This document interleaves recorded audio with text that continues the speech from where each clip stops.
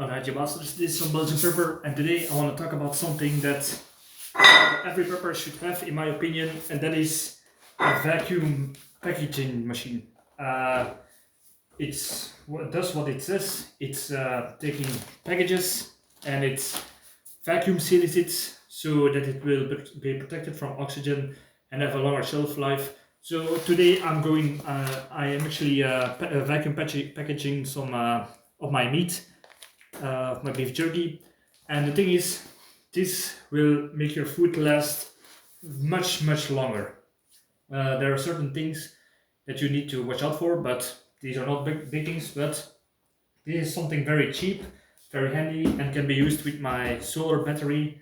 So yeah, if during a survival situation I could potentially uh, vacuum seal everything that I grow into my garden. I have done this several times. You can do this with meat, vegetables, and not only with food items, but you can what you can also do is vacuum things that like ammunition, because ammunition is could have a shorter shelf life if comes in contact with oxygen. So not only food, but like I said, ammo, bullets, those things you can also vacuum seal. So you will be sure that they will be less as prone to oxidizing or some other things that could happen to something like the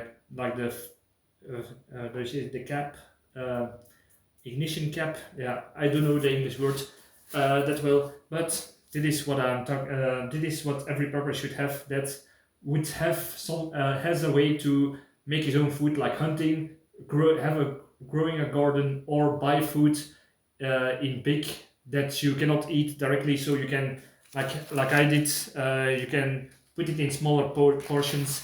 And if you put these with these, you can make it can last for a very long time, or you can take them in your bug out bag that they will last for much longer in that scenario. But if you put these vacuum bags into a freezer, these could last for decennia, sometimes even 20 years. But there are certain things you need to watch out for.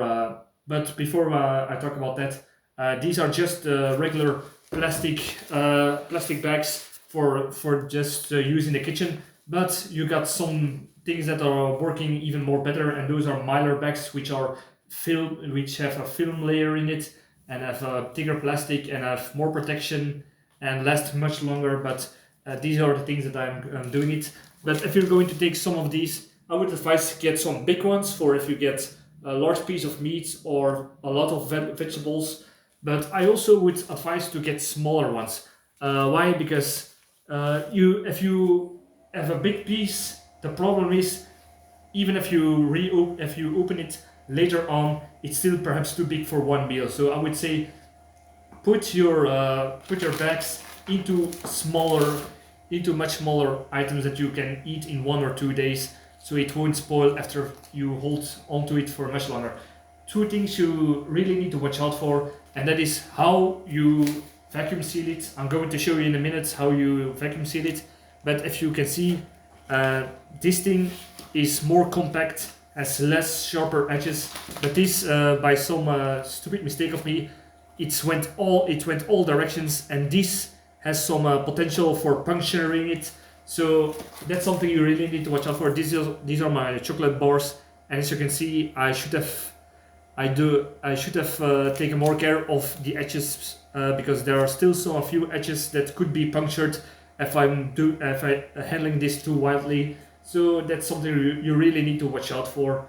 And so I'm going to show you how you use it. What you do is you take a bag.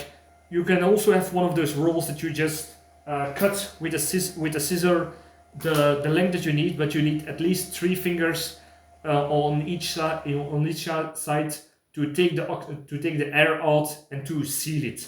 What we're going to do now is take this meat. You shake it a little bit so that everything is beneath it. You hold it like this. You put it between it's called the princess. It's not really a manly name, but the packaging machine. Then you vacuum it, and it will also put a seal on it afterwards.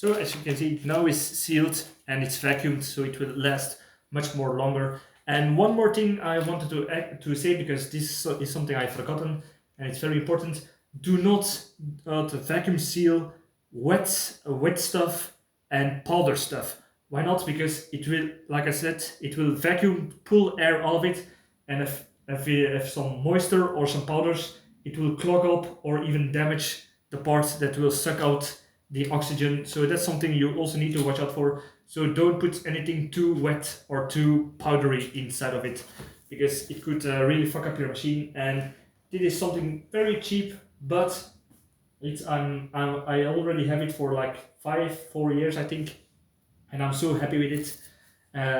Even if you have something leftovers from, I don't say from cooked things, but if you bought something big, like you got some extra potatoes, you got some extra meat, those things you can use it to vacuum seal it and use it on for later on, especially if you put it in the freezer. So yeah, this was a small video, but this is something that is so important to preppers in my opinion, and it will not take that much energy to use, and it's very small enough to fit almost anywhere. So yeah, so I would say thank you for watching, and like, subscribe, and see you in the next video. Cheers.